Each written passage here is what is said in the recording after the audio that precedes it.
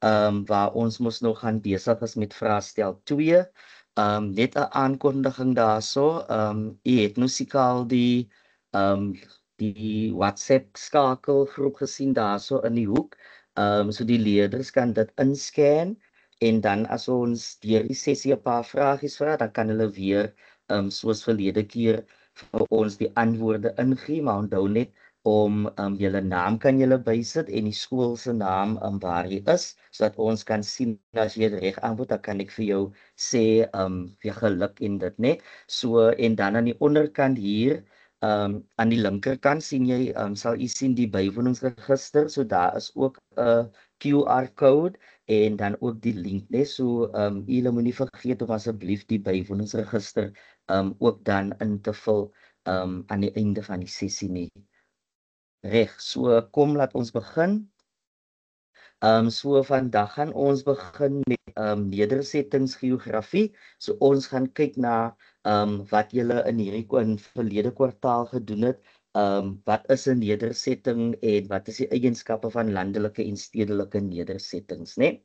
So onder landelike nedersettings gaan ons kyk na die studie van nedersettings. Ons gaan kyk na landelike nedersettings, die verskillende soorte wat ons kry, net die patrone en die vorms en dan ook landelike nedersettingskwessies. So net om vir jou weer saam te vat, jy gaan moet weet die definisie van wat is 'n nedersetting, wat is ligging, wat is standplaas, wat is landelike en stedelike nedersettings, die klassifikasie van nedersettings en dit gaan ons doen volgens die grootte en kompleksiteit, die patroon en die funksie. So landelike nedersettings gaan ons kyk hoe ligging en standplaas die keuse van landelike nedersettings beïnvloed. Van ons moet ons altyd weet in geografie, daar is mos 'n rede vir hoekom op 'n spesifieke plek of die ligging van iets spesifiek is, daar's altyd 'n rede daarvoor.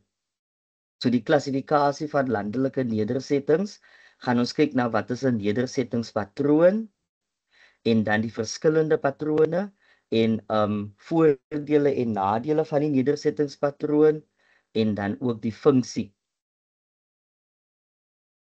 So die redes vir die verskillende vorms van nedersettings, dit kan of rond wees, né, sirkelvormig of rond, lineêr, 'n kruispad, 'n T-vorm, né, of 'n T-aansluiting en dan ook dan die grondgebruik in landelike nedersettings. En hoe ons kyk na die grondgebruik en dan is dit noodsaaklik, weet ons, in landelike nedersettings het ons mos eintlik net primêre aktiwiteite, so ons kyk na boerdery en dan bosbou en bewaring, né? So die konsep van landelike stedelike migrasie, so jy moet weet wat beteken landelike stedelike migrasie. Jy moet weet wat is stoot- en trekfaktore, né? Met ander woorde, wat laat mense wegbeweeg van die platteland of van die landelike gebied af en wat lok mense na die stedelike nedersettings toe. Die definisie van landelike ontvolking moet jy ken. Oorsake en gevolge van landelike ontvolking op mense en die ekonomie. So wat gaan gebeur op die platteland as gevolg van landelike ontvolking? Wat gaan gebeur in terme van die ekonomie en in terme van die mens? As ook hierdie mense gaan mos nou gewoonlik na 'n ander plek toe, so wat gaan nou in die stedelike gebied gebeur as gevolg van landelike ontvolking? Watter uitdagings gaan ons in die stedelike nedersetting in aanraking kom? En dan strategieë om landelike ontvolking aan te spreek. Met ander woorde, hier vra ons mos die vraag, wat kan gedoen word, né, om die probleem aan te spreek of om 'n probleem op te los. En dan gevalle studie wat die gevolge van landelike ontvolking en strategieë om dit aan te spreek illustreer.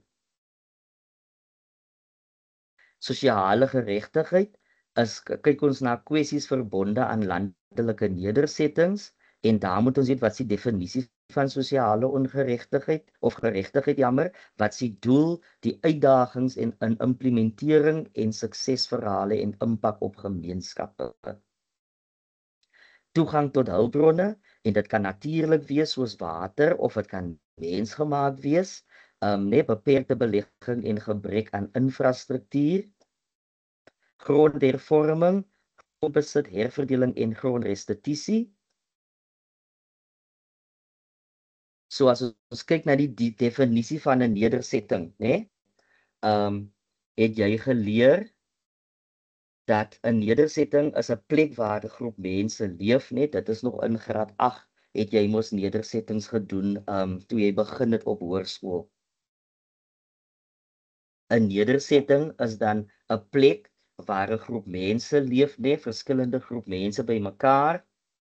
Daar bestaan infrastruktuur, né, paaie, kragpale, né, infrastruktuur is beboude strukture, né, so dit is paaie, spoorlyne, hawens en so meer. Geboue kom daarvoor, sosiale en ekonomiese aktiwiteite, né, en hier gaan ons kyk na sosiale aktiwiteite en ekonomies. Ons kan ook daar kyk na ontspanning, bankwese en dienste wat gelewer word. En dan belangrik, dit funksioneer as 'n geïntegreerde stelsel, né? So al hierdie goed wat saam is, die mense, die infrastruktuur en die aktiwiteite funksioneer as 'n geïntegreerde stelsel. Met ander woorde, dit funksioneer as een stelsel. Dan by die ligging is die werklike plek waar 'n nedersetting gevind word. En dan die standplaas, die nedersetting in verhouding tot sy omliggende omgewing, né? So hier moet 'n mens nie die mekaar raak met die twee in die graad 12. So ligging gaan oor presies waar is die plek en dan die standplaas is dan wat het veroorsaak dat die nedersetting daar gevestig is, né? Wat is rondom hierdie nedersetting wat die posisie van hierdie nedersetting bevorder het of bevoordeel het. Dan die faktore wat die keuse van ligging beïnvloed. So faktore wat die keuse van nedersetting beïnvloed is fisies. Onthou, as ons praat van fisies, soos ons geleer het in vraestel 1, dis natuurlike faktore en hier gaan ons sê beskikbaarheid van hulpbronne soos water, vrugbare grond en veiding, né? En afhangende van waarvoor die nedersetting gebruik word, gaan jy van hierdie goed dan noem, né? So as dit byvoorbeeld nie 'n plaas is nie, dan gaan ons nie praat oor vrugbare grond en veiding nie, né? Ekonomiese faktore, die beskikbaarheid van waardevolle minerale wat ongin kan word, né? So as jy kyk na minerale soos goud, koper, diamant. Handel en vervoerfaktore, beskikbaarheid van natuurlike hawe of die kruispunt van 'n groot rivier, so dit maak die vervoer van produkte wat dan hier verbou word of gemyn word, as ons praat van minerale, maak dit die vervoer dan maklik. So hierdie nedersetting gaan dan byvoorbeeld baat vind by verskillende vervoermetodes. Kulturele of sosiale faktore, so nuwe dorpe ontwikkel weg van bestaande stedelike nedersettings as gevolg van opeenhoping, besoedeling en oorbevolking, né? So mense is geneig om weg te beweeg van daar waar daar baie mense is, van jy sit dan met allerlei probleme, dis verkeersopeenhopings en daar het ons besoedeling, het ook allerlei sosiale misdrywe wat dan daar mee gepaard gaan. Hulle is ontwerp om lewensomstandighede en leefstyle van mense te verbeter. Dit lok ligte nywerhede om werk te skep. Het padnetwerke wat maklike verkeersvloei moontlik maak. Verskaf maklike toegang tot skole, klinieke, winkels en sovoorts, net so daar is dienslewering, net toegang tot dienslewering. Jou politieke faktore, die regeringsbeleide van lande kan die ligging van nedersettings beïnvloed, né? As ons kyk na Suid-Afrika, nuwe nedersettings word geskep weens die behoefte aan behuising en daar het ons jou twee voorbeelde gegee, Ivory Park in Midrand en dan Kutlwanong daar by Kimberley. Die geskiedenisfaktore, sommige nedersettings het verdedigingsterreine nodig gehad om hulle te beskerm van indringers. Dan is ons by die standplaas. Die kenmerke rondom die keuse van 'n standplaas word verwys as Die grond, so grond is belangrik, die klimaat, nee. Mense wil nie woon waar dit te warm of te koud is nie, so mense verkies gewoonlik om in 'n gematigde klimaat te leef, nee. As 'n mens net gou terugkyk na graad 10 toe jy geografie gedoen het, bevolking, toe jy geleer dat in Suid-Afrika woon die meeste mense langs die ooskus, as wat daar langs die Weskus woon. Van die ooskus se temperatuur is meer gunstig as langs die Weskus as gevolg van die seestrome. En dan ook ander nedersettings, né? So mense lewe of hulle studies ligging van die standplaas word bepaal deur die omliggende nedersettings rondom die gebied. Dan riviere, en dit kan wees vir water. Die geologie is die gesteente tipe, né, van die grond. Is dit harde gesteentes, is dit sagte gesteentes? Van as jy byvoorbeeld 'n plaas gaan uitkies, of jy gaan 'n plaas of jy gaan verbou of gewasse verbou, benodig jy grond wat vrugbaar is om gewasse te verbou.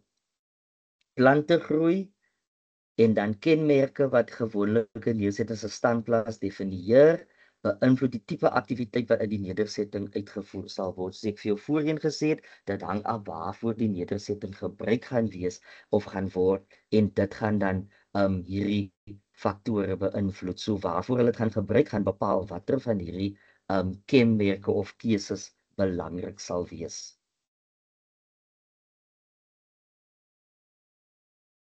So jou landelike nedersetting is 'n klein nedersetting met 'n klein bevolking betrokke by primêre aktiwiteite. Die nedersetting is enkel funksioneel. So dis baie belangrik om te weet dat vir landelike nedersettings het net een hoofsaaklike funksie, en dit is primêre aktiwiteite. Jou stedelike nedersetting is 'n groot nedersetting met 'n groot bevolking betrokke, en hierdie bevolking is by sekondêre, tersiêre en kwartinêre aktiwiteite. Die nedersetting is multifunksioneel, en hier kan 'n mens ook sien hoekom jou stedelike nedersetting altyd meer mense as jou landelike nedersetting sal hê, as gevolg van die vele aktiwiteite wat daar plaasvind. Dan het ons ook gekyk na jou bevolkingsgrootte en nedersettingsgrootte, reg? So as jy kyk hier aan jou linkerkant, dit is jou landelike nedersettings gebiede of jou landelike nedersettings, en dan aan jou regterkant jou stedelike, en dit begin van die kleinste na die grootste. So die kleinste landelike nedersetting is dan jou geïsoleerde plaashuis, dan is dit jou gehuggie of jou dorp. Ons praat ook soms van die geïsoleerde plaasopstal, nie plaasopstal, en die plaashuis verwys na een term. Dan het jy die stad, nee, na die dorp kry jy die stad, en dan kry jy die grootste, gaan dan wees eerste die metropool, dan die konurbasie en dan die megalopolis, né? So die megalopolis is dan die grootste stedelike nedersetting, en die geïsoleerde plaashuis die kleinste landelike nedersetting. Ekonomiese aktiwiteit en funksie. By landelike nedersettings is dit enkel funksioneel, né? Klem is daar enkel, en dit beteken jy kry boerdery, visvangs, bosbou, mynbou, jag kan ons ook daar insluit, né? Sommige mense wat op wildsplase gaan jag, dit is ook primêr, né? Dan stedelike nedersettings is multifunksioneel, met ander woorde meer as een funksie, en dit gaan wees 'n wye verskeidenheid van funksies. So sekondêr is vervaardiging, dis jou nywerhede. Tersiêr is jou handel, vervoer, onderwys, diens en administrasie, so dit gaan oor dienslewering, en dan jou kwartinêre sektor is die regte, finansies, die media, navorsing en inligting tegnologiese aktiwiteite. So jy kan sien onmiddellik daar is 'n verskil tussen jou primêre of jou landelike nedersettings wat primêre aktiwiteite het, en dan jou stedelike nedersettings wat dan sekondêr, tersiêr en dan kwartinêre aktiwiteite het. So ons kyk na dienste in landelike nedersettings, dienste soos hoërskole, universiteite, hospitale, winkelsentrums en openbare vervoer is nie beskikbaar nie of is beperk.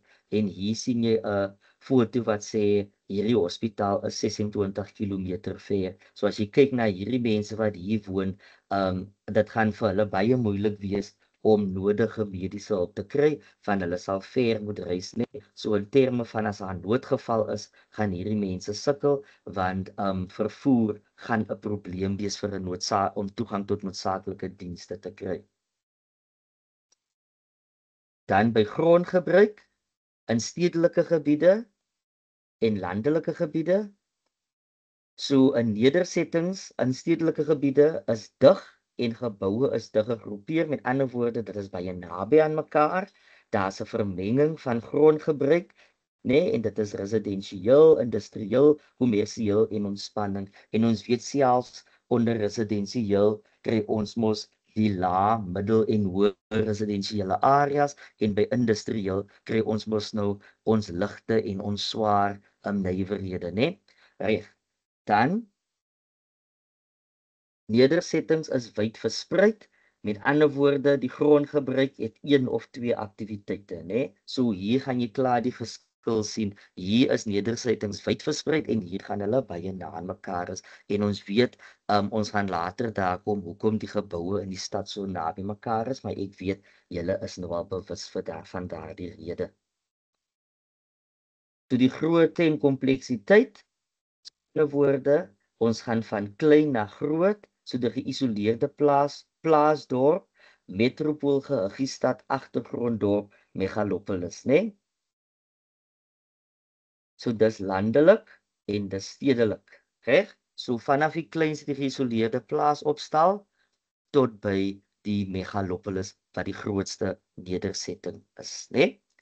Jou nedersettingspatroon, nou die patroon is natuurlik die buiterand van die nedersetting of die rondom die buitekant van die nedersetting. So ons kry 2, hy's of gekern of verspreid, né? So as jy kyk na jou gekernde nedersetting, dit vorm 'n digte groepering van geboue. So geboue is baie naby mekaar. Verspreid is beteken maar net die nedersettings is ver van mekaar geleë, né? Gewoonlik gaan jy 'n verspreide nedersettingspatroon heel waarskynlik in jou landelike gebiede kry en nie so in jou stedelike nedersettings nie, van daar is grond maar beperk. So mense is geneig om geboue naby mekaar op te rig. Die nedersettingspatroon, né? Daar het ons hom weer. En hier het ek vir jou 'n voorbeeld van hoe 'n gekernde nedersettingspatroon is. So daar kan jy sien, né, hierdie huise en geboue is baie naby mekaar, né? So ons kan sien hier is die gebied naby mekaar, né, en dit lyk vir my hier na 'n pad wat daar verbygaan. So as ons kyk na hierdie pad het ook 'n rede gehad vir hierdie nedersetting om daar gevestig te word, né? So die pad verskaf dan toegang. Die verspreide patroon, hier kan jy sien, hier teen die berg op daar ook net al hierdie klomp klein blokkies daar, dit is almal plaashuise, né? Van plase, so hier bly mense baie ver van mekaar af, né? So hierdie patroon is verspreid en beide van hierdie patrone het hul voor- en nadele en dit is wat jy ook vir die eksamen moet ken. So elke nedersetting het 'n funksie, die funksie hou verband met die ekonomiese en sosiale ontwikkeling. So die funksie bepaal die hoofaktiwiteite en dan die funksie is baie verwant of nou verwant aan die ligging van die nedersetting, né? Die redes vir die nedersetting se bestaan, die manier waarop die inwoners wil bestaan maak, en dan baie nedersettings het hul oorspronklike funksie verloor of hul funksie het mettertyd verander. So hier het ons 'n eerste aktiwiteit daarso vir julle. So ek wil hê dat julle gou hierdie sinnetjie moet voltooi. So hulle sê dat landelike nedersettings is geneig om hoe funksioneel te wees, is mos 2, maar landelik het mos net die een, daar's 2 tipe, maar hy is mos 1 en dan ekonomiese aktiwiteit is hoofsaaklik watter soort ekonomiese aktiwiteite net, daar is mos 4, so watter een kom hier in en dan voorbeelde van hierdie tipe aktiwiteite. So ek gee gou vir julle 'n tydjie, ek kan julle verlang begin antwoord daarso op die WhatsApp groep.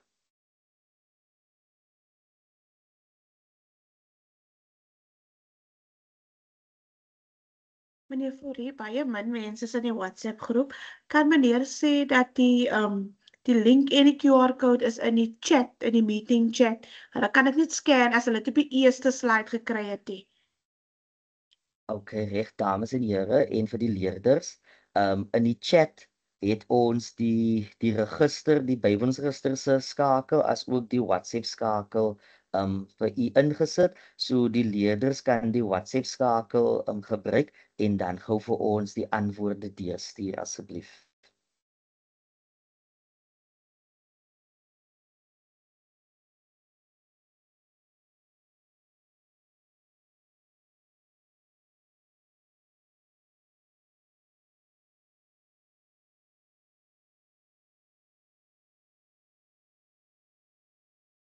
Ek het net hierdie enetjie nie bygesit nie, maar onthou hierdie is nou weer stedelike nedersettings, so hier gaan jy sê hulle is hoe is hulle funksioneel? So met ander woorde het hulle meer as een of 'n funksie. Wat noem ons dit? En ekonomiese aktiwiteite sluit in, né? Hierdie aktiwiteit en dan voorbeelde en dan die volgende een en voorbeelde en dan die laaste een en ook so voorbeeld daar, né? Ek gaan nou verlang maar voort sodat is die volgende vraagie dan sal die leerders miskien dalk al in die groep is. So kom ons gaan gou maar deur hierdie antwoordjies. Daar sal nog 'n kans wees vir julle om dan vir ons antwoorde deur te stuur. So as ons kyk na ons antwoorde, landelike nedersettings is geneig om enkel funksioneel te wees. Met ander woorde, daar's net een dominerende funksie en dit beteken dan hierdie funksie is gewoonlik primêre ekonomiese aktiwiteite en voorbeelde daarvan sal wees boerdery, visvangs, bosbou en mynbou, né? Die stedelike nedersettings is geneig om multifunksioneel te wees en die ekonomiese aktiwiteite is sekondêr, byvoorbeeld vervaardiging, tersiêre aktiwiteite, byvoorbeeld dienslewering en kwarternêre aktiwiteite, byvoorbeeld IT, né? Reg. So hierdie is net 'n oefeningkie om vir jou te kan verstaan wat is die grootste verskille tussen jou landelike en jou stedelike nedersettings, reg? So as ons kyk hierso het ons nog 'n oefeningkie daarso waar ons het die stedelike hiërargie, né? En jy kan sien as jy kyk na hierdie grafiek of hierdie piramide, dan kan jy sien hier gaan dit oor die aantal nedersettings. Met ander woorde, as jy opbeweeg, dan gaan jy sien hier gaan meer mense wil bly boontoe. Hoekom? Want dis meer dienste wat gelewer word. As jy ondertoe beweeg, dan gaan jy sien hier gaan minder dienste gelewer word. So dis jou landelike nedersettings, né? En dan is dit jou stedelike nedersettings, reg? So as ons kyk na hierdie aktiwiteit, ons gaan hom sommer gou vinnig saam doen, dan gaan ons sien die geïsoleerde plaashuis is 'n enkel, né? Enkel gebou, so dat daar staan net een gebou. Die aantal nedersettings toon 'n toename of afname soos jy opbeweeg in die nedersetting hiërargie vanaf die afgesonderde plaas of staan na die stedelike gebied. So die nedersettings soos wat jy opbeweeg gaan 'n toename toon, né? Die grootte van die bevolking neem toe of af soos wat jy afbeweeg in die nedersettingshierargie vanaf 'n agglomerasie na afgesonderde plaas of stad. So hulle sê as ons van bo af onder toe beweeg, gaan die bevolking afneem, né? Want daar gaan minder mense hier woon as wat daar mense daar gaan woon. Dan 'n groot stad kan ook 'n megalopolis of 'n metropolis genoem word, né? So 'n groot stad gaan dan wees jou megalopolis, né? Die nedersetting hiërargie in figuur 1.1 is 'n Suid-Afrika voorbeeld van nedersetting hiërargie as die grootste of kleinste van alle nedersettings is nie ingesluit nie. OK? So ek wil net gou wys dat ons na die antwoorde toe gaan. So daarso het jy dit, né? En dan hierdie enetjie hier, die enigste voor van 'n stedelike gebied in Suid-Afrika is gevind in die en dit is daarso in die Pretoria Witwatersrand, né? Vereniging.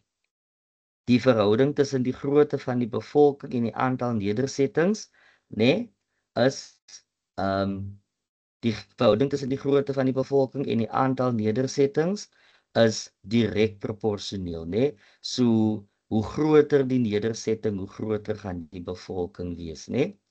Die gehuggie of klein dorpie is 'n voorbeeld van 'n landelike nedersetting en dit gaan wees die gehuggie. Goed, so hier is daar nou nog 'n oefeningkie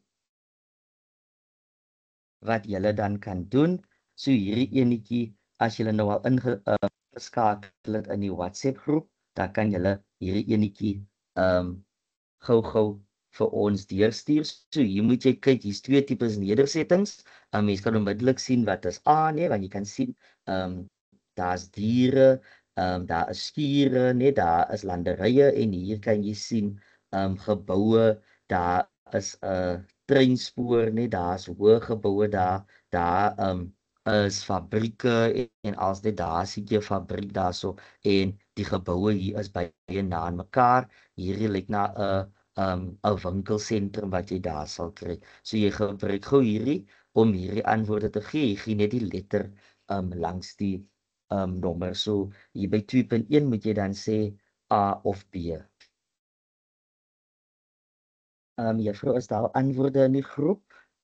Nee, meneer. Geen antwoorde nog in die groep of in die chat van die meeting nie. Daar's nog niks antwoorde vir hierdie aktiwiteit nie. Like my ons kinders is nou aan die slaap. Dis mos die middagsessie, dis die laaste sessie vir die dag. OK, so kom ons gaan maar aan, né, dat ons nou nie te lank hier staan nie. So as ons kyk na hierdie twee figure, dan moet jy net kan sê is dit dan eintlik mos maar nou landelik of is dit stedelik?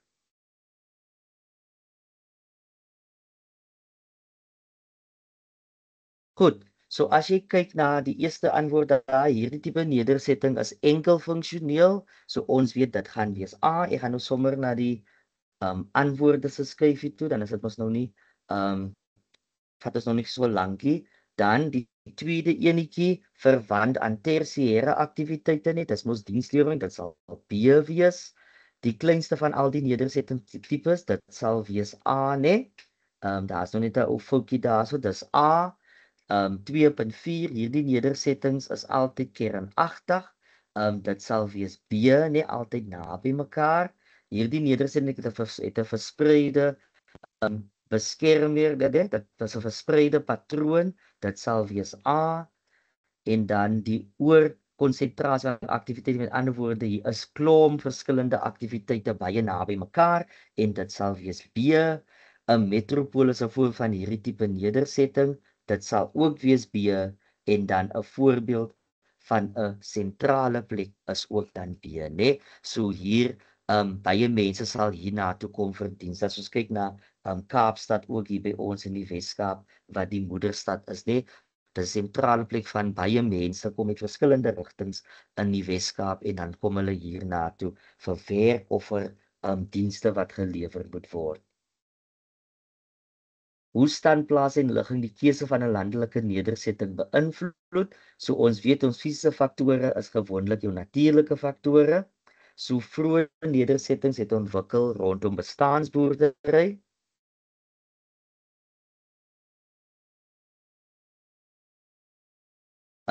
Dan die keuse van ligging is gekoppel aan fisiese aspekte van die ligging. En dan nat en droogpunt nedersetting. So as ons kyk na die natpunt nedersetting, dis wanneer die ligging van nedersettings geheel en al deur die teenwoordigheid van 'n waterbron beïnvloed word. Met ander woorde, die nedersetting benodig water. Die droëpunt nedersetting, laat ek net aangaan, jammer. Veral droë gebiede, water word daagliks benodig en is swaar om te vervoer, né? So hier gaan mense dan naby water moet leef of naby water moet woon. Die droëpunt nedersetting, 'n nedersetting ligging wat gekies word in 'n poging om water te vermy weens die gevaar van oorstromings, en dit is dan relevant in baie nat gebiede. So die beskikbaarheid van water of varswatervoorsiening, daar kan jy sien 'n natpunt nedersetting, so daar's die nedersetting en hier's 'n rivier. Net so hierdie rivier verskaf dan water vir hierdie tipe nedersetting wat jy daar sien. En dan 'n droëpunt nedersetting, hierdie nedersetting is teen hange op, net teen berghange in valleie, weg van 'n waterpunt af of weg van 'n waterbron af. So die boerderyfaktore, vrugbare en beweegbare grond of grond wat goeie weiding vir vee bied. Grond wat plat of geleidelik is word verkies, so dit maak die bewerkbaarheid van grond makliker en mekanisasie. En as die grond gelyk is, dan kan jy makliker met masjiene die grond bewerk. En daar is 'n voorbeeld van hoe hierdie dan die gradiënt die wat geleidelik is of die grond wat plat is, maak dan bewerking baie makliker, né? Die beskikbaarheid van boumateriaal en energiebronne, so destyds was klip, klei, modder, gras en hout gebruik om huise te bou. Die verbranding van hout as 'n bron vir verhitting en kook gebruik, nie, daar's mos nou nie elektrisiteit gewees nie. En daar sien jy 'n voorbeeld van iemand wat dan hout gaan brand en dit miskien om kos te maak of om vir hitte in die winter wanneer dit koud is. Die positiewe uitwerking van mikroklimate, ons het dit gedoen in klimaatkunde, né? Praat ons van hellingsrigting, en in die suidelike halfrond gaan mense hulle huise teen die noordelike helling vestig, van jy daar direkte sonskyn, hitte en lig. Heuwelagtige gebiede, die nedersettings is op die warmer inversielaag, en dan nie nedersettings aan die bopunt van heuwels of valleivloere te vestig nie, want daar is verskriklik lae temperature veral saans, né? Onthou in die vallei klimaat ons gepraat van die rypholte wat snags onder op die vallei gaan vorm. En daar sien jy, hier het jy die sonstrale en jy kan sien hier gaan die sonstrale direk op hierdie hang skyn, en hier sien jy hierdie sonstrale is nie direk nie, né? So dit gaan hierdie hang gaan dan kouer wees as hierdie hang aan hierdie kant. En dan het vir jou sketsie, ek dink julle het nou al hierdie skets baie kere gesien. So ek gaan nie nog lank baie hier wees nie, maar hier gaan jy sien, jy het daarso 'n droëstandplaas, né, bo moerasagtige grond, so dit is die faktore wat die keuse van 'n standplaas beïnvloed, né? Ons gebruik nou nie meer eintlik hierdie een die heuwels vir verdediging nie, maar dit was die geskiedenis van nedersettings was hierdie faktore baie belangrik, né? Goeie gras vir veeboerdery, daar het jy vrugbare grond vir gewas verbouing. Dan die bosse hier verskaf brandstof, né, vir hout om vuur te maak, om kos te maak of om hitte te verskaf, en dan die water van 'n rivier, né? En dan hier sien jy ook paaie wat daar by mekaar kom. Skus tog. So paaie kom hier by mekaar en dit maak hierdie gebied dan toeganklik, né? Ekonomiese faktore, so jy het vrugbare, goed gedreineerde grond en weidingsgrond lok kommersiële boerdery en nedersettings. Natuurlike hawe, naby produktiewe visvanggronde lei tot die ontwikkeling van nedersettings, né? As jy maar nou net kyk na die vissersdorpies in die Weskaap, né, langs die Weskus. Die toeriste aantreklikhede kan lei tot die ontwikkeling van nedersettings, né? Dink aan Kaapstad, aan Tafelberg, né, wat 'n toeriste aantreklik is hier by ons in die Weskaap.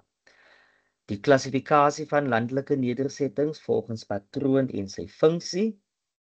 So dis die verspreiding van geboue in die nedersetting, né? Die patroon, die verspreiding van geboue in die nedersetting. So verspreiding of geïsoleerde nedersettings, dan beteken dit dis plaasopstalle waar een familie die nedersetting bewoon.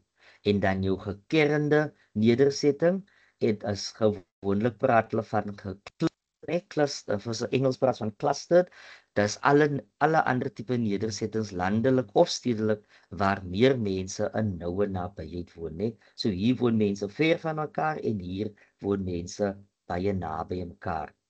En hier het ons vir jou 'n voorbeeld gegee. So dis versprei, jy kan sien hierdie plaasopstalle is baie ver van mekaar af. Okay? En dan sien jy hier dis kerndorpies, né? So hier almal hierdie is naby mekaar, né? So hulle is gekern en geïsoleer, so dit is die patroon van die nedersetting, né? So by jou verspreide nedersettings, jou voordele daar, die boer werk vir hom of hou self en hou eie winste, né? So die boer gaan vir homself werk. So alles wat die boer hier maak of wat die boer hier verbou, gaan hy self gebruik, né? So dit is gewoonlik baie kere soos jou bestaansboere ook, né?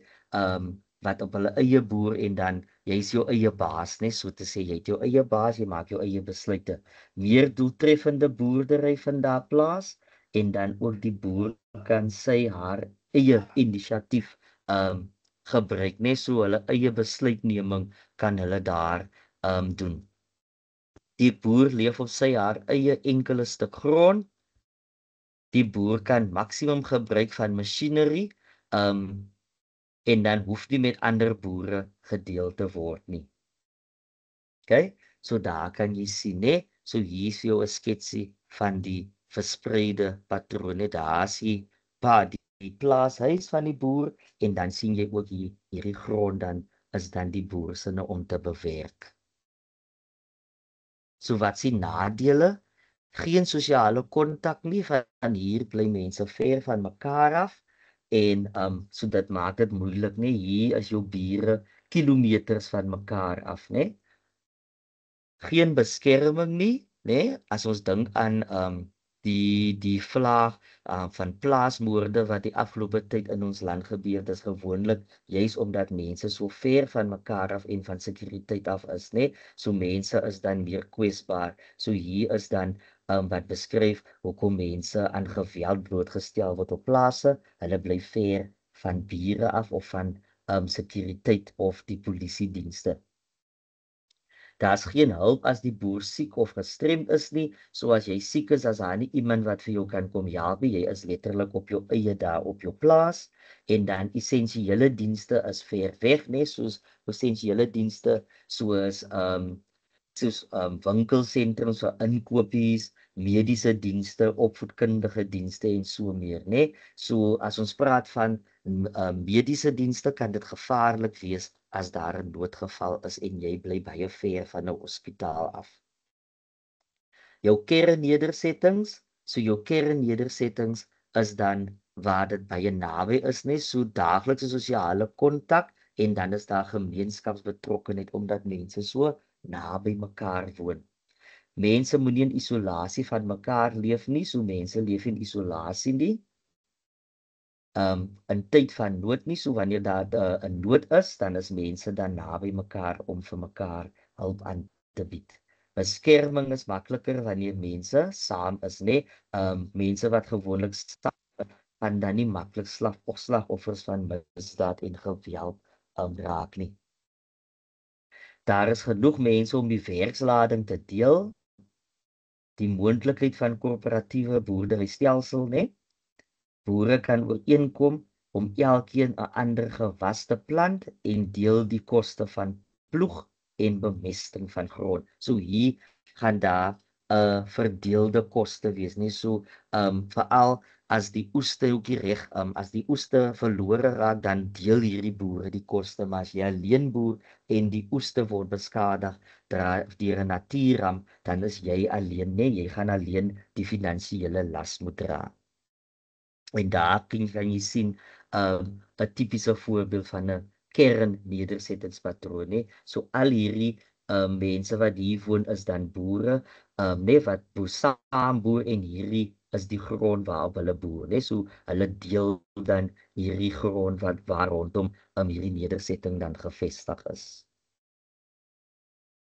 So die nadele, daar's geen onafhanklike besluitneming nie, omdat jy nie jou eie plaas het nie, jy deel grond, kan jy nie op jou eie besluite neem nie, dit moet eers deur almal goedgekeur word.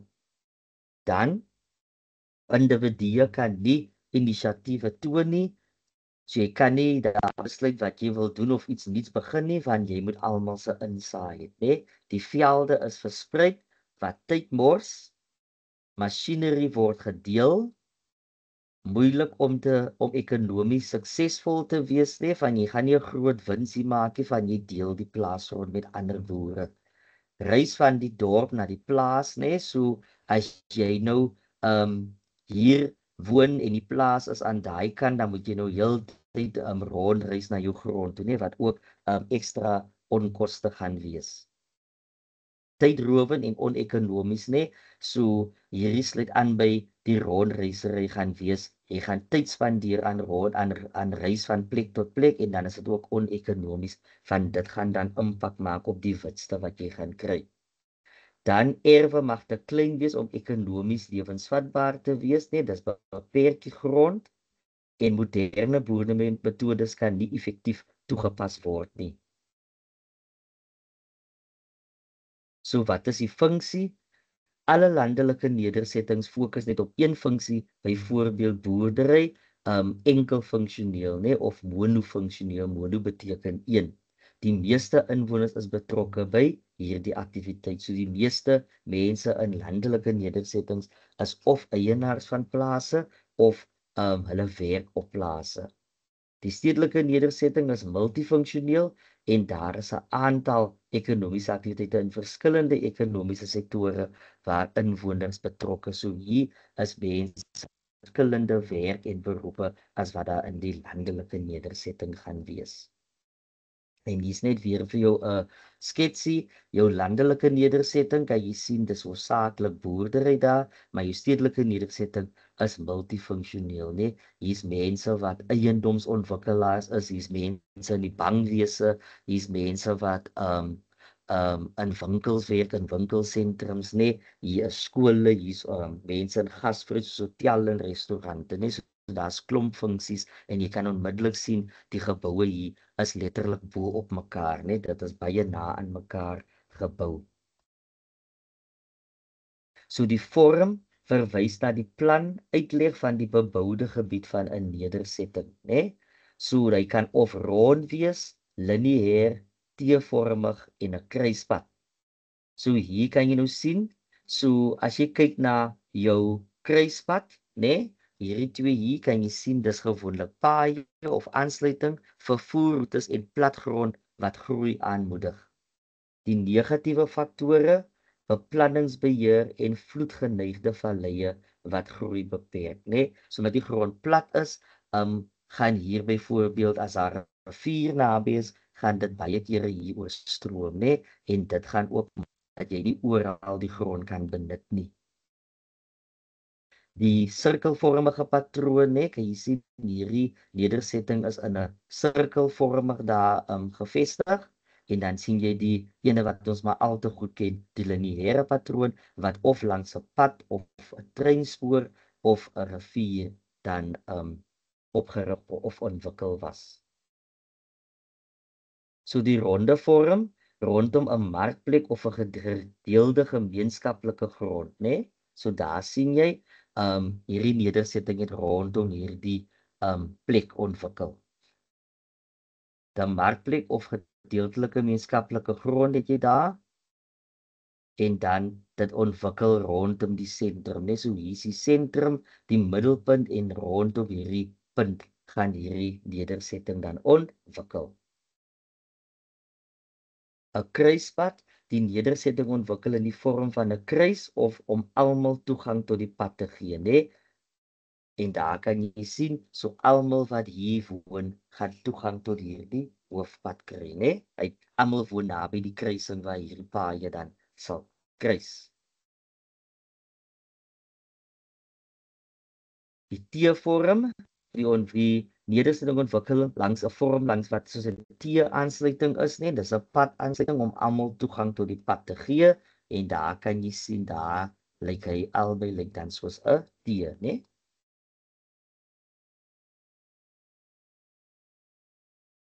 Dan die stervormige patroon wat baie paaie versprei langs hierdie nedersetting, né? So jy kan sien dit is dan 'n klomp paaie wat dan hier in die middel saamkom, né? Daar sien jy hulle oorkruis mekaar daar in die middel, né? So grondgebruike, landbougebiede waar gewasse en lewende hawe voorkom, bewaringsgebiede waar natuurlike plante groei en habitatte bewaar word saam met die diere van die gebiede. En dan het ons waar ontspanningsgebiede, ekotourisme, vliegvelde, landingsstroke, die plantasies as bosbou, plaaswerkers vir behuising wat daar gaan wees, en dan die landelike stedelike oorgangsone, en hier gaan ons mos nou met lughawens, waterwerke, stortingsterreine, rioolwerke, informele nedersettings en marktuine, né? Die grond is mos gewoonlik hier goedkoper, want dis aan die buitewyke van die stad of die stedelike nedersetting. Reservoirs is vir besproeiing, visvang, hidroelektriese kragsentrales, né? So vir kragopwekking. En dan ook gevaarlike aktiwiteite wat dan ver van waar mense is moet wees, en dit sal wees jou giftige nywerhede, jou kernkragsentrales, jou militêre kampe, en dan jou veiligheidsgebiede, en dan ook jou vullishope, né? Dan hier het ons weer 'n sketsie daar, so wat ons nou gesê het, die kern verspreid en sirkelvormig, né? En dan lineêr en dan jou kruispaaie. Okay? So as ons kyk hier, figuur 4.1 wat 'n landelike nedersettingspatroon en vorms toon, kies die korrekte antwoord uit die opsies wat tussen hakkies om die stelling waar te maak, né? So kom ons kyk gou of jy hierdie enetjie kan antwoord. Van 1 tot 4, jy skryf net die regte woord dan langs die nommer neer. So 'n verspreide of gekernde patroon, nedersettingspatroon moet met groot masjinerie geassosieer. Die nedersettingspatroon wat meer gemeenskapsaktiwiteite aanmoedig is gekern of versprei. Die gebrek aan veiligheid en 'n verhoogde kwesbaarheid vir misdaad is weer oorheersend in 'n gekernde of verspreide patroon, en dan 'n gekernde of verspreide nedersettingspatroon is algemeen geassosieer met privaat besitgrond. So julle kan gou daai 4 antwoordjies vir ons neergee, en dan sal ons kyk wie van julle het hom reg gehad, net almal reg gehad. Meneer Forrie, kom nog niks antwoorde die in die groepie, in die WhatsApp groepie, ook op die chat groepie. Kennis is seker moeg. Reg. Kom ons gee maar nog vir hulle so 'n minuut, juffrou. Van ek wil nou nie glo, hulle wil nou niemand is almal is nou so moeg dat hulle nou nie 'n antwoordjie vir ons kan gee nie. So kom ons wag maar nog so 'n minuut, en dan kyk ons maar hoe gaan dit. En ons sal nou sien of hulle wakker is, al is dit nou die laat. Goed, kom ons gaan maar weer aan. Ek gaan net gou aan na die antwoorde se enetjie toe. So ons eerste vraagie daar was 'n verspreide of gekernde nedersettingspatroon is geassosieer met groot masjinerie.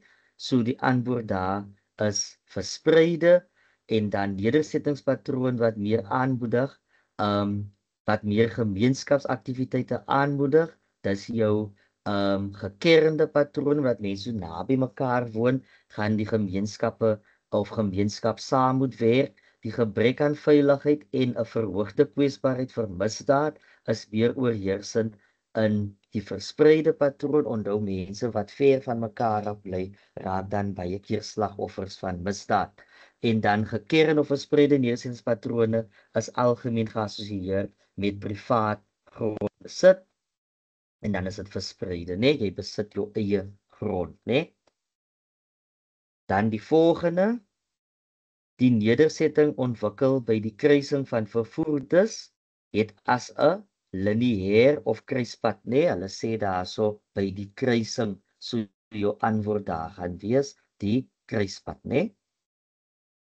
Okay, dan jou sirkelvormige nedersettings ontwikkel rondom 'n fokuspunt, né? Daar's die fokuspunt en dan 'n sirkel of lineêre patroon nedersetting vorm langs vervoerroetes, so dit gaan wees jou lineêre patroon, né? Langs 'n vervoerroete daar en dan die nedersetting vorm wat gewoonlik of verantwoordelik is vir die grootste toeganklikheid is dan natuurlik jou kruispad, né? Want hier is daar klomp paaie wat by mekaar kom. Reg. Nou sê hulle daar verwys na figuur 3.1 wat landelike nedersettingspatrone toon en dan pas jy die beskrywings hieronder by die landelike nedersettingspatrone A of B.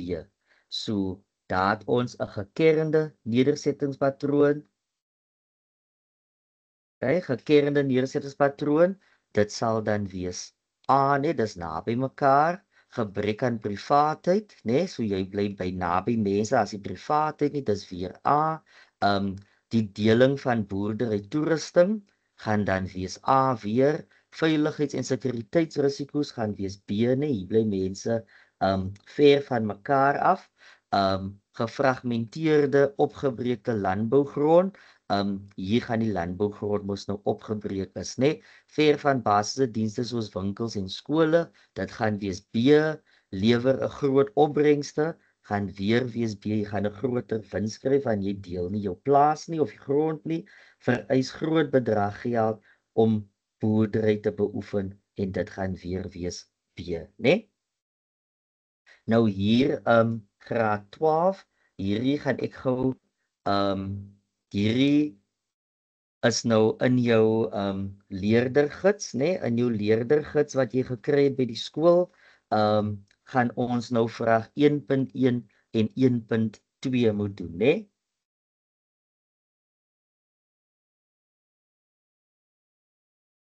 So as jy gaan kyk daarso, by vraag 1 het jy daarso 'n skets van 'n nedersetting. Jy gaan gou vir my daai 'n 7 by 1.1 soos 1.1.1 tot by 1.1.7 en dan 1.2 tot by 1.2.8. Jy kan gou daai antwoorde doen. Ons gee gou vir jou daarso 'n kans. Juffrou Petersen, is die Word document op die skerm?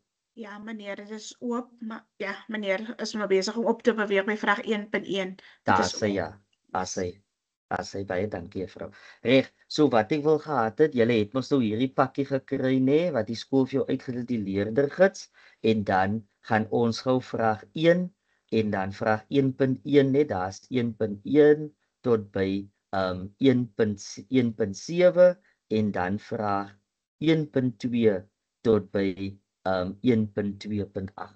So vul gou dit vir ons in en dan kan jy sommer, as jy nou net wil uitskryf, jy kan sommer op jou pakkie daar omkring jy die regte antwoorde daar en dan ook hierso waar ons die tabelletjie het, kan jy die regte lettertjie omkring en dan kan jy self sommer net 'n fotootjie vat en dit instuur op die WhatsApp groep, né?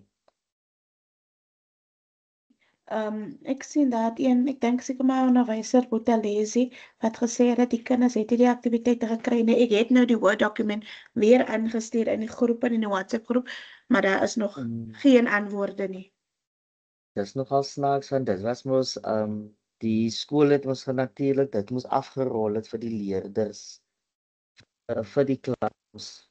Want ek sien vandag en Vrydag se aktiwiteite is sommer saam in een pakkie. Ja, meneer.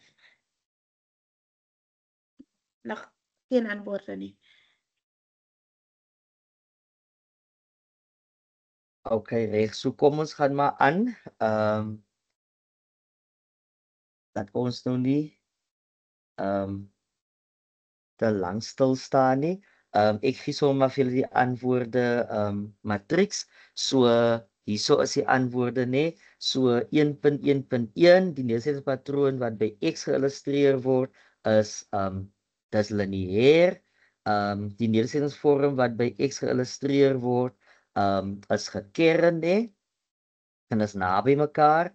Nedersetting X in die skets is 'n watse nedersetting? Daar sien jy daarso, hy is 'n natpunt, 'n nat naby nê, want jy kan sien hy is naby aan die rivier, so hy benodig water. 1.4 die faktore wat die ligging van nedersetting wat by X geïllustreer word beïnvloed is. En daar het ek gesê by 1.1.4 het ons daar vir C, dit beteken dis die relief en die water. En dan by 1.1.5 die illustrasie hierbo verwys hoe die stad van die kant af lyk. Die konsep wat geïllustreer word is dan natuurlik die stedelike profiel, dit is D.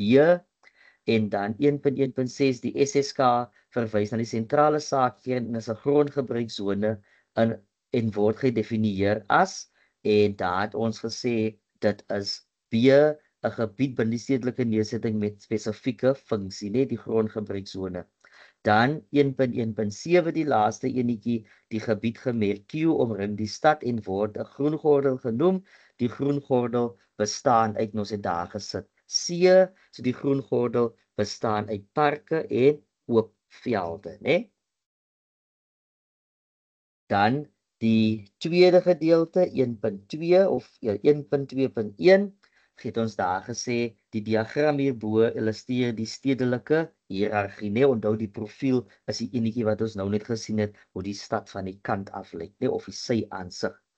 Dan 'n konurbasie of 'n stad is 'n groot stedelike gebied waar verskeie dorpe saamgesmelt is, byvoorbeeld die Wesrand, Johannesburg, Oosrand, en dit sal wees 'n konurbasie. 1.2.3 die kleinste nedersetting in die diagram is 'n plaasopstal. Dan 1.2.4 die stad het 'n groter invloedsfeer, en dan 1.2.5 die metropool het meer hoë orde dienste. 1.2.6 die minimum aantal mense wat benodig word om 'n besigheid te ondersteun. Ons noem dit die drempelbevolking, so dit is Z daarso. 1.2.7 die maksimum afstand wat 'n kliënt bereid is om te reis om iets op 'n sentrale plek te koop, en dit gaan dan wees die reikwyte Y. En dan 1.2.8 ou geboue in 'n stad word nie onderhou en geverf nie, en dan verval tree in en dit word stedelike verval genoem. So dit is weer Y. Reg.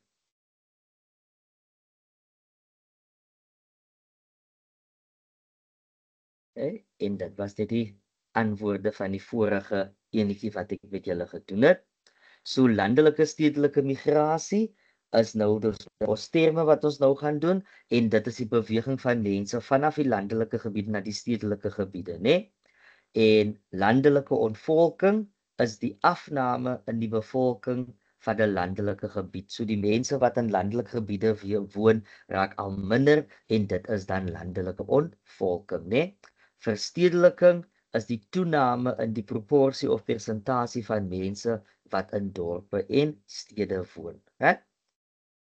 Veroudering bevolking, dit is slegs die ouer lede van 'n bevolking bly agter in 'n gebied of bly oor in 'n gebied, né? So met landelike ontvolking gaan dit 'n impak hê, né? Gaan dit gebeur, van gewoonlik is dit die ouer mense wat dan agterbly, die jong mense beweeg na die stad toe op soek na beter werksgeleenthede. So wat se oorsake, né? Ons het stootfaktore, en stootfaktore is wat mense forceer om die platteland te verlaat. Is werkloosheid, Mechanisering van plase, nee, masjinerie word ook gebruik, nee, om die arbeid van mense te vervang. Swak mediese en gesinsbeplanningsdienste, nee, so daar's nie baie hospitale en klinieke nie. Daar's min primêr en sekondêre skole, swak behuising, beperkte sosialiseringsgeleenthede, nee, en dit beteken maar net daar is nie vermaak vir jong mense op die platteland nie, nee. Daar is nie clubs en bioskope, nee, cinemas soos ons dit ken, wat jou kan vermaak nie, nee, soos dat in die stad gaan wees nie. Arme dienste, nee, dis die dienste is maar gebrekkig wat daar is, swak dienslewering, wydverspreide armoede, natuurlike gevare, en dan het ons bevolkingsdruk wat lei tot onvoldoende grond, né? So landelike ontvolking, die oorsake daarso is jou trekfaktore, so wat lok mense na die stad? Onthou ons het nou gedoen stootfaktore, wat stoot jou weg vanaf die landelike gebied, trekfaktore wat lok jou na die stad toe. Daar het ons beter loopbaanvooruitsigte, né? Daar's meer werksgeleenthede, daar's meer geleenthede vir bevordering in werksposisies, beter mediese sorg en gesinsbeplanning, beter opvoedkindergeleenthede, mense kan gaan verder studeer as hulle wil, daar's baie skole, universiteite, beter behuising, né? Beter sosiale lewe, so gesê, daar is 'n baie mense praat van die naglewe, so daar is baie opwindende dinge om te doen in die stad, veral as jy 'n jong mens is in vergeleke met dit wat op die platteland is. Beter winkels, vervoer en kommunikasie, hoër lone en lewensstandaarde, jy gaan meer verdien en jy kan jou koopkrag gaan dan ook meer wees of groter wees. Minder bedreiging van natuurrampe, nie soos droogtes daarso in die stad, hoef jy nie naby rivier vir water te bly nie, van al die water wat in die stad ingebruik word daar met 'n stelsel na jou huis toe of na die winkelsentrum toe, so daar's nie 'n tekort aan water nie. So natuurrampe het nie eintlik 'n groot effek op die lewe in die stad nie. En dan verhoudings het gemigreer, né? So mense het begine wegbeweeg van die stad, van die platteland af om na die stad toe te gaan. Dan landelike ontvolking, want ons gesê landelike ontvolking is die afname in die mense wat in landelike gebiede woon. So wat gaan die vervolg wees? In ander woorde, wat gaan die impak wees as meer en meer mense die landelike gebied verlaat?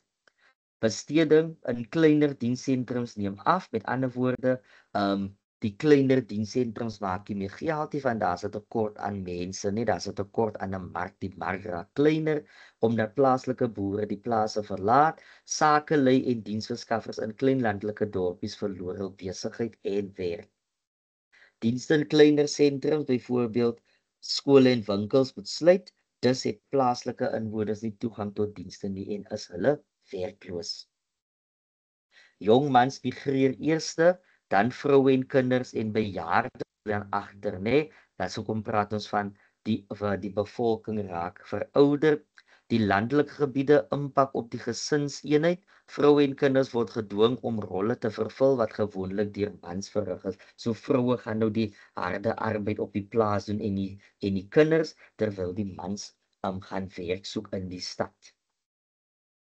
Dan ook in die stad gaan jy weet, nie in die stad nie, maar op die platteland nog steeds, gaan jy het misdaad wat gaan toeneem, né? Onthou hoe minder mense in die plek gaan bly, hoe meer gaan die misdaad toeneem. Daar gaan meer werkloosheid wees, van besighede gaan toemaak of van die besighede gaan stad toe verhuis, dan los dit mense sonder werk. Eiendomme het lae waarde, né, omdat daar nie meer baie mense woon nie, is die huise, die plaashuise se waarde baie laag en dit beteken dat plaashuise dan verlate gaan wees, né? Tersiêre dienste is onder standaard omdat bevolking te klein is, so daar's nie baie mense nie, so die dienslewering is nie op standaard nie. Dan produktiwiteit in landelike gebiede daal, inkomste afname, armoede neem toe. En dan kan jy ook praat ons van gewoonlik raak landelike gebiede dan spookdorpe, nie van as al hierdie dienste wegbeweeg en die mense wegbeweeg, dan raak dit eintlik maar 'n spookdorp. Reg, nou soos by grondhervorming wat ook 'n belangrike gedeelte is in die eksamen. So grondhervorming is nodig vir Suid-Afrika om die ongelykhede reg te stel wat bestaan as gevolg van die apartheidswetgewing, né? En dit is net om seker te maak dat almal nou toegang het tot grond en dat almal grond kan besit. So grondhervorming is die billike verdeling van grondbesit deur wette oor grondeienaarskap te verander en dan herverdeling sommige landbougrond moet deur die staat gekoop en aan swart eienaars gegee word, né? So die grond word dan gekoop by die vorige eienaar en dan word dit aan swart eienaars gegee sodat hulle ook toegang tot grond kan hê. Grondrestituisie, terugbesorging van grond aan mense wat slagoffers van gedwonge verskywings geword het, né? So hier kry jy dan grond terug wat aan jou voorvaders behoort en wat dan volgens sekere wette in die verlede van hulle ontneem was. En dan grondbesit hervorming om die verblyfregte van mense wat op die grond van ander mense woon te verseker, net dat hierdie mense nou nie sonder eiendom gaan sit nie, net wat al vir jare op 'n spesifieke plek woon. So strategieë om geïmplementeer om landelike ontvolking te verminder, so daarmee eerstens werk geskep word, want as mense werk het, gaan hulle gewoonlik aanbly in 'n gebied. Dis een van die hoofredes hoekom mense migreer, né? Voorsien water en elektrisiteit sodat verbeter dienslewering, stel moderne boerderimetodes en besproeiingsmetodes bekend. Die regering bied aansporings en belastingkortings aan nywerhede in landelike gebiede. So hierdie is 'n manier om nywerhede te desentraliseer, net weg vanaf die stedelike gebied en na die landelike gebied, net dat daar meer werk geskep word. Verbeter produktiwiteit van landelike mense deur eers hul basiese behoeftes aan te spreek. So dis kos, skoon water, sanitasie, behuising, onderwys, gesondheidsorg en indiensneming, net so om eers hulle die dienslewering in landelike gebiede te verbeter. Dan verbeter plaaslike voedselgewasse, stel nuwe kontantgewasse bekend, verbeter besproeiingsstelsels, verbeter dienste en verbeter infrastruktuur, né? Hier by nuwe gewasse gaan dit ook wees soos geneties gemodifiseerde gewasse, né? Van hierdie gewasse is mos baie kere bestand teen sekere peste en siektes wat kan ontstaan, né? En dan verbeter infrastruktuur, verbeter ondersteuning en hervorm die gemeenskap eienaarskapstelsel, né? So hier het ons 'n uittreksel en daar sê daar was voorheen wat is die effekte van landelike ontvolking in landelike gebiede?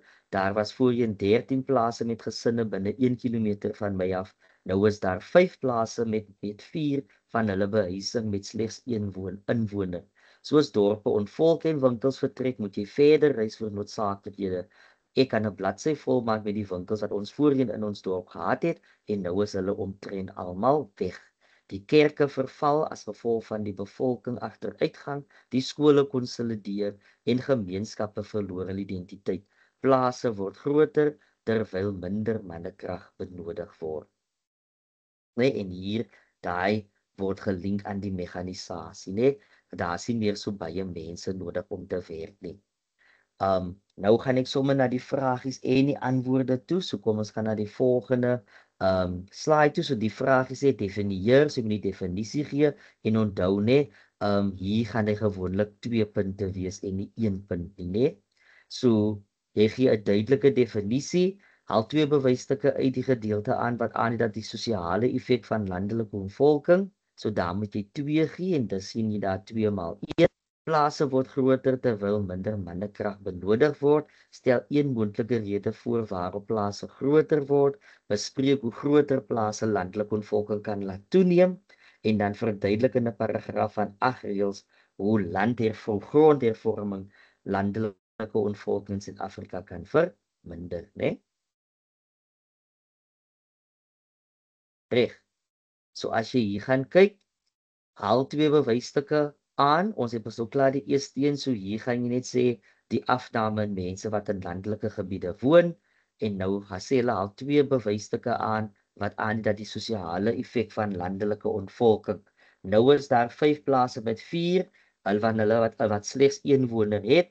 Die kerke verval, die skole konsolideer beteken die skole raak nou die skole is besig om minder te raak, net van die skole gaan saamsmelt, so 3 skole raak nou 1 skool, net van die leerders of die kinders is te min, gemeenskappe verloor hul identiteit. Okay? So stel 1 rode voor waarom plase groter word, konsolidasie van kleiner onekonomiese plaaseenhede. Kommersiële boere koop grond van bestaansboere wat groter skep uit klein plaaseenhede en fasiliteer meganisering, so hulle koop klein stukkies grond aan wat dan die grond groter maak, né? Sodat die plaas dan groter van jy 'n klomp klein stukkies grond by bestaansboere oorgekoop. Bespreek hoe groter plase landelike onvolke kan verhoog, meganisering van plaas wat die vraag na werkers verminder, en dan werkers word gedwing om die landelike gebiede te verlaat om werk te vind. Gesinne verloor hul bron van inkomste en word dan gedwing om te trek. En dan die laaste vraagie, verduidelik in 'n paragraaf van 8 reëls hoe land of hoe grondhervorming kan landelike onvolk in Suid-Afrika verminder. Moedig of onderhouds kommersiële boerdery aan en skep dus voedselsekerheid en werksgeleenthede. So wanneer boerdery uitbrei, gaan daar meer werksgeleenthede geskep word. Dit sal grond aan mense oordra wat hulle sou aanmoedig om in landelike gebiede te bly. So mense in landelike gebiede kry dan die geleentheid om eienaars te raak van grond. Dit sou grond aan mense teruggee en hulle dus aanmoedig om in die landelike gebiede te bly of daarheen terug te keer. Dit bied gemeenskappe die geleentheid om inkomste te genereer en dienste in landelike gebiede te verbeter. Dit laat gemeenskappe toe om grond vir kommersiële doeleindes te verhuur wat meer werksgeleenthede skep. En dan dit kan verhoed dat mense met geweld verwyder van grond wat deur ander besit word in landelike gebiede. Goed, ons kyk hierso na die stedelike nedersetting. So die sentrale plekke is stedelike nedersettings wat toeganklik is en dienste lewer aan die omliggende bevolking, né? En daar kyk ons na 'n voorbeeld soos Appington. Handelsvervoerstede is Oos-London en rondom 'n veilige hawe ontwikkel. 'n Vragbrekingspunt is nedersettings waar daar van een vervoer na ander omgeskakel word, né? Nou kyk ons na Durban, né? Dit gaan dan padvervoer of spoorvervoer na skeepsvervoer, né? Die hawe. Aansluitingsdorpe, hulle ontwikkel by belangrike vervoeraansluitings soos rivierkruisings, spoorweë en padaansluitings, en dan het ons daarso die Aar en dan die Noord-Kaap. 'n Gaping of 'n poort word gevind by 'n fisiese gaping soos 'n pas deur 'n bergreeks, né? Ons kyk daar na Woester en nou onlangs in die nuus het hulle ook gewys dat daar 'n brand in die Huguenot tonnel uitgebreek het, né? En dit is dan die skakel tussen Kaapstad en Woester, 'n belangrike vervoerstelsel vir die vervoer van produkte, né, van goedere. Gespesialiseerde nedersettings, hierdie dorpe spesialiseer slegs in een funksie, soos byvoorbeeld Sasolburg en Phalaborwa wat bekend is vir mynbou. En dan wat belangrik is, jy moet die tipe stedelike nedersettings op diagramme en kaarte kan identifiseer, né? So jy sal hierdie moet leer en dan ook hulle definisies en dan 'n voorbeeld van elk kan gee, reg? So as jy kyk hier, het ons weer 'n oefeningkie. So daar het jy 'n stedelike nedersettings wat gevestig is as gevolg van handel en vervoer, né? En daar sien jy, ek gaan nou sommer vir jou daarso die antwoorde gee. Dis 'n handel en vervoer nedersetting, nedersettings wat gevestig is op 'n punt waar een vervoermodus vir 'n ander verander word. Dis jou vragbrekingspunt, né? Nedersettings by 'n fisiese deurgang soos 'n pas deur 'n bergreeks of 'n toegangspoort na die binneland. Dit gaan wees jou gaping of jou toegangsnedersetting. Dan 4.1.5 stedelike nedersettings wat toeganklik is in stedelike wat toeganklik is en aan die omliggende landelike gebied. Dit gaan wees dan C, jou gespesialiseerde, net dis gewoonlik wat toeganklik is en dienste aan die omliggende landelike gebiede verskaf. Dit is dan C, jou gespesialiseerde stede, reg? En dan gaan ons hier aan die teorie van sentrale plekke. So die fondamente van die sentrale plekteorie is ontwikkel deur 'n Duitse geograaf Walter Christele en die sentrale plekteorie behels hiërargiese organisasie en invloedsfere van stedelike of sentrale plekke. Okay? So daar het jy hierso het die bevolking en hier is die rykwyte, né? So die range is die rykwyte, né? Dit is waarheen 'n klant sal beweeg om 'n produk, hoe ver 'n kliënt sal beweeg om by 'n produk of diens uit te kom, né? So hier het ek die definisies. Drempelbevolking, die minimum aantal mense wat nodig is om 'n besigheid te ondersteun sodat 'n wins kan maak, né? Die geïnvloedsfeer is die gebied waarvan dan mense dienste in 'n dorp of stad gebruik maak. So dit is die mense, net die clientele in Engels, wat dan na die gebied toe kom vir daai spesifieke diens. Die markgebied, die gebied waaruit 'n besigheid sy klante trek en dan rykwyte, die maksimum afstand wat 'n verbruiker bereid is om af te lê om iets te koop. Mense sal byvoorbeeld nie bereid wees om lang afstande te reis nie. Byvoorbeeld, as jy kyk na jou duursame goedere, gaan jy 'n groter rykwyte hê, maar jou goedkoop goedere, jou alledaagse goedere, gaan jy 'n kleiner rykwyte hê. Jy gaan verder ry om 'n motor te koop as wat jy gaan ry om 'n brood te koop. Reg. Dan jou hoë orde plekke is jou voorbeelde daarvan is jou primaat metropolitaanse gebied en dan sien ons die Johannesburg Pretoria metropolitaanse gebied. Jou groot metropolitaanse gebied, dis die Kaapstad en Durban. Jou metropolitaanse gebied is Bloemfontein, Port Elizabeth en dan Pietermaritzburg en dan die groot plattelandse dorp gaan Nelspruit, Grahamstown en Parel wees. Die lae-orde plekke, klein drempelbevolking, met ander woorde, daar hulle het 'n klomp mense nodig om 'n wins te maak nie. Klein rykwyte mense gaan nie ver wil reis nie en dan minder dienste, hoofsaaklik lae-orde, né? Dis jou plattelandse dorp is Appington, Harrismith en Ermelo en dan jou klein plattelandse dorp is dan Bredasdorp en Mooirivier, okay?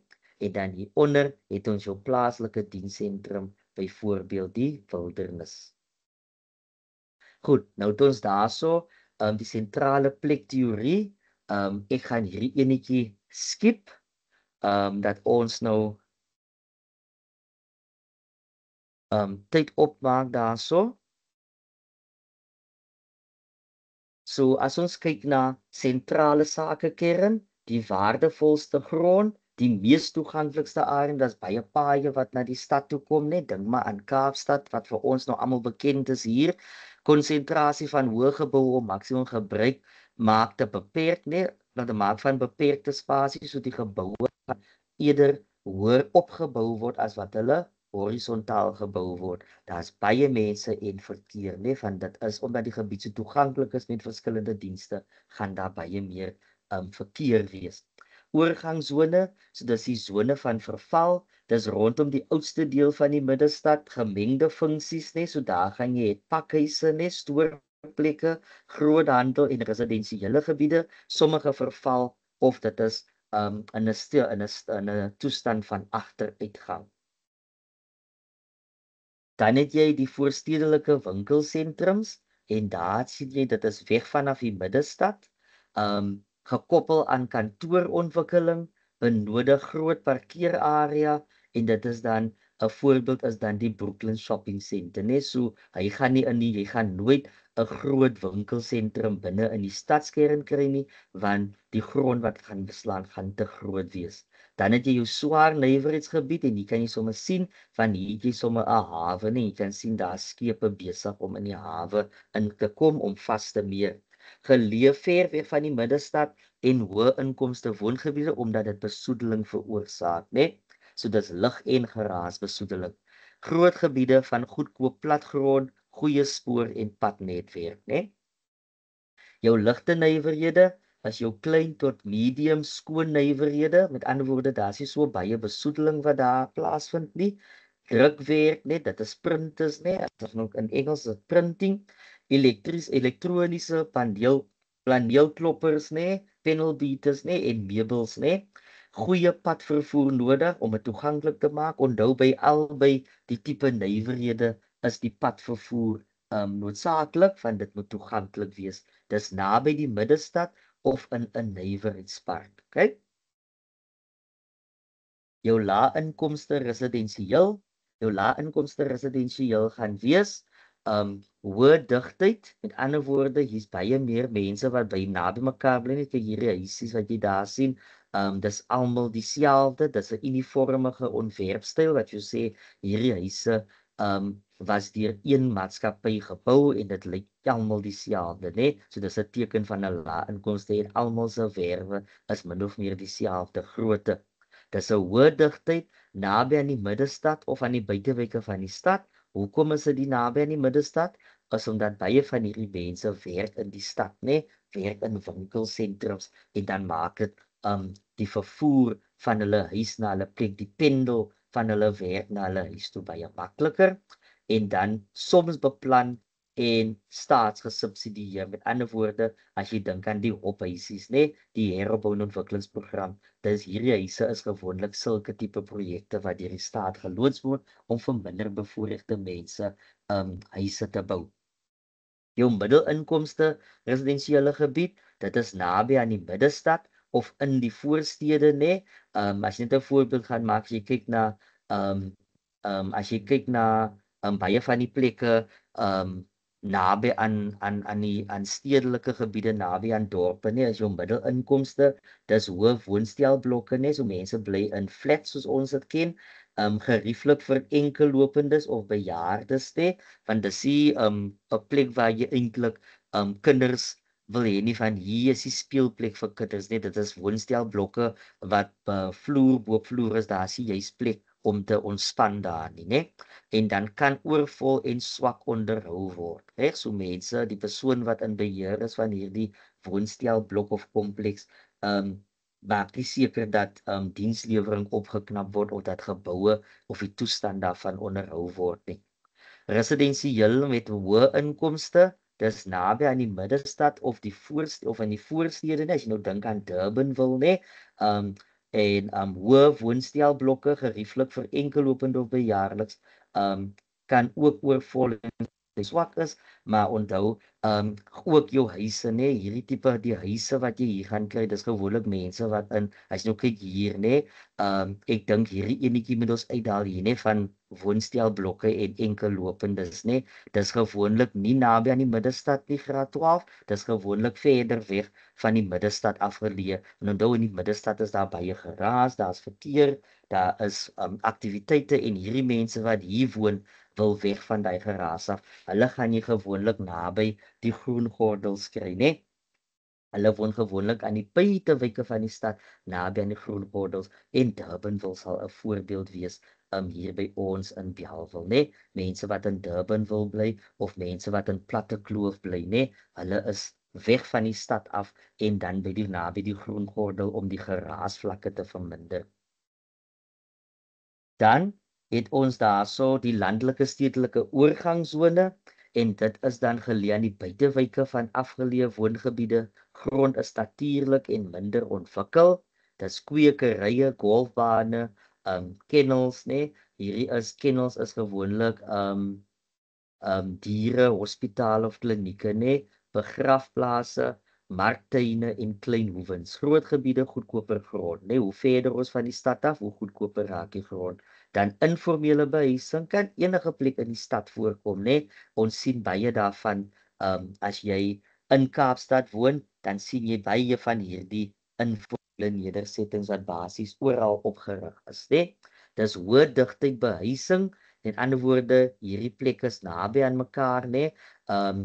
Dis gebrek aan basiese dienste en onthou daar was so 'n vraagie in die gemeenskaplike of die distrikvraestel en vraestel 2 wat gegaan het oor informele behuising, oor die brand wat uitgebreek het, en gewoonlik rig dit skade aan omdat mense baie naby aan mekaar bly en dan die materiaal waarvan hierdie huise gemaak word is gewoonlik baie vlambaar, dit is hout, dit is plastiek, dit is metaal, né? So dit maak dat dit 'n brandrisiko is as so iets sou uitbreek. Dan gaan ek gou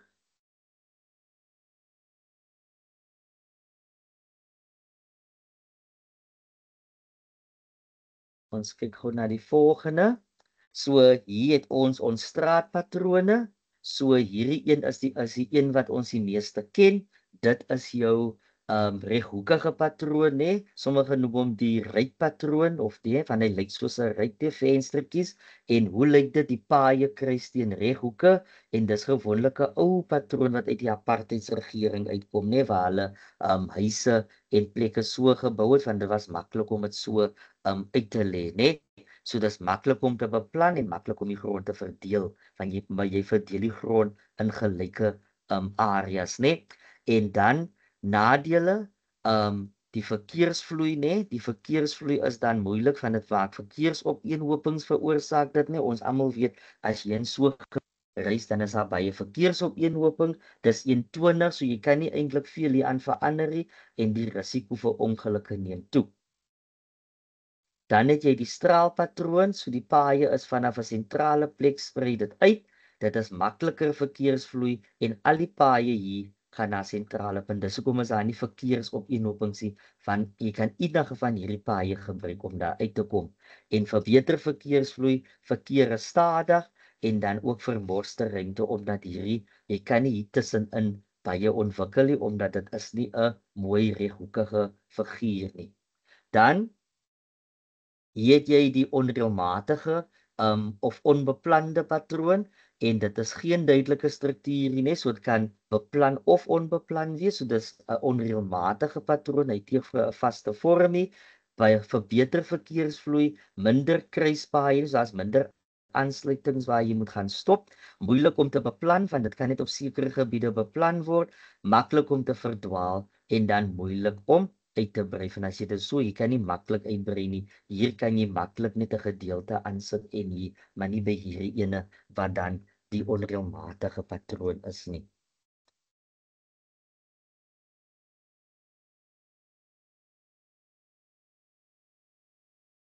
So daar sien jy hoe dit lyk op 'n satellietbeeld. Jy het die rooster, die radiaal en die onreëlmatige patroon, né?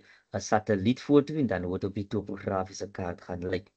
En dan, wat kan voorgestel word om stedelike kwessies te beheer? So hier het jy verkeersopeenhoping, né? Te veel mense gebruik hulle eie motors. Ek gaan nie deur almal hier nie, gaan net so 'n paar noem en dan die gevolg is daar's meer lugbesoedeling en ongelukke en ons kan sê vir beter openbare vervoer, desentralisasie van besighede. Ons kan ook hier noem dat ons kan saamryklubs, nie mense wat gewoonlik in saamryklubs is kan gewoonlik dit verbeter as jy met iemand saam met jou ry in plaas van elkeen met hulle eie motor. Stedelike agteruitgang, te veel mense woon in die stad en dit beteken dat agterbuurte ontwikkel verhoogde besoedeling en hoe kan ons dit doen? Opknapping tel van geboue wat vervalle is en dan ook verlaag die woondigtheid, so om mense nie so naby aan mekaar te laat woon nie. En sentralisasie is dan die oorkonsentrasie van besighede en mense in die stad. Dit is omdat daar 'n hoë aanvraag vir grond is en wat is die gevolge? Daar's meer besoedeling, gesondheidsprobleme, asemhalingsprobleme, kwaliteit van water en so aan, vernietiging van die omgewing en wat is die oplossings? Desentraliseer die funksies. Desentraliseer beteken van hierdie funksies uit die stad uit na die buitewyke toe. Skep groengordels, tuine wat besoedeling geraas en lugbesoedeling absorbeer en dan 'n streng beheer van besoedeling.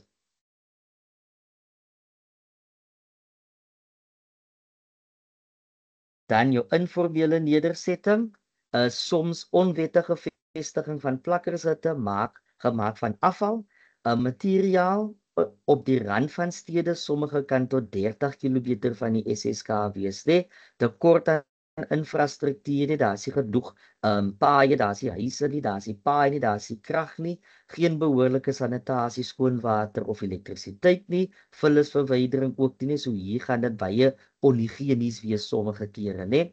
Tekort aan geriewe, vuur, nê, mense maak vuur van hierdie krag, so hulle maak vuur vir kos en dit kan veroorsaak dat brande ontstaan. En omdat daar so 'n klomp mense daar woon, het ons 'n digtheid, nê, 'n hoë digtheid van mense. Nee, ons is amper klaar en dan het ons hierso die sosiale onreg, nee, so hier's belangrik, wat is die sosiale onreg? Hulle gaan altyd dit vra, as hulle vir jou iets van die stedelike nedersettings vra, vir al die informele nedersettings, die sosiale onreg wat uitgebeeld word en dan sosiale onreg, nie alle mense het gelyke toegang tot dienste, fasiliteite en hulpbronne nie, né? Okay? So die definieer, daar is wat gedefinieer, identifiseer elke tipe onreg op diagram en kaarte, so ekonomiese onreg, mense het verskillende vlakke van inkomste in 'n samelewing, byvoorbeeld armoede, en so byvoorbeeld mense het nie almal werk nie, hulle is werkloos en dan tekort aan inkomste.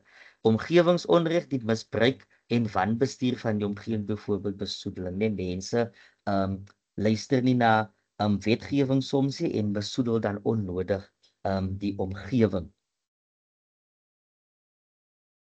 Reg. So graad 12, kollegas, dit is aan die einde van ons sessie dan vir vandag.